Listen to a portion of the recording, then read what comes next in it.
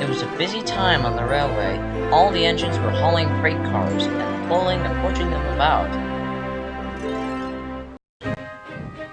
One day, Jensen was late. Smudger, the green engine, was quick to criticize. Well, your trucks can't be kept waiting. They have important cargo for the ships at Valesbridge. You are, after all, only slow. I've got too much work, said Jensen. Well then, perhaps a robot should do your job. Jensen was shocked. He waited for Duke to arrive, and he told him what Smudger had said. Oh, stuff and nonsense, snorted Duke. We engines run this island. But what if a robot does arrive? I'm afraid it did, along with two more. Jensen arrived to collect his cars. The robot was very rude. What's that steaming lump of scrap iron doing here? Scrap iron? Steaming scrap iron? Haha! No one wants to be with you anyway. But as he got to the quarry, he saw another robot.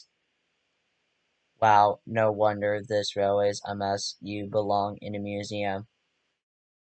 Hey, I may look old, but I'm still very useful.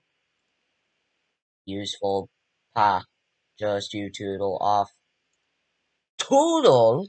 Spluttered Jensen. Come on, Jensen, don't bother to argue with him. Let's just go collect our passengers. Just then, Louie came up to Jensen, who finished collecting his passengers.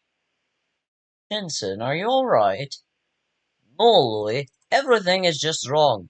There are just two robots that I just saw, and they literally made fun of me. Oh, how so? Well, they called me names. Like, I forgot. Well, I'll go see these robots, whatever you call them. And Louis trundled sadly away, feeling bad for Jensen. And soon Louis was on his way to look for the robot, but he couldn't find any anywhere. Just then, there was a deep rumbling sound. Louis's driver applied the brakes, but it was too late.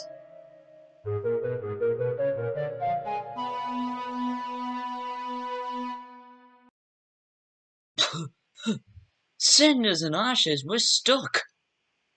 And they were. Late that night, Louis still hadn't returned. Jensen was worried. I'm going to look for him. Right away, said his driver. Then Jensen set off. Soon Jensen puffed into the dark. The tracks creaked and wobbled, but Jensen pressed on. Until then, Jensen found Louis. Oh, Jensen, there you are. Please get me out of here. Don't worry, I'll try my best. Soon, Jensen puffed and pulled and pulled until finally Louis and his driver were free. Oh, thank you, Jensen, said Louis. I'm glad to be useful, said Jensen. It was dawn when the track was cleared, and Jensen and Louis were on their way. Well done, Jensen. You are a credit to the railway. And Jensen was pleased.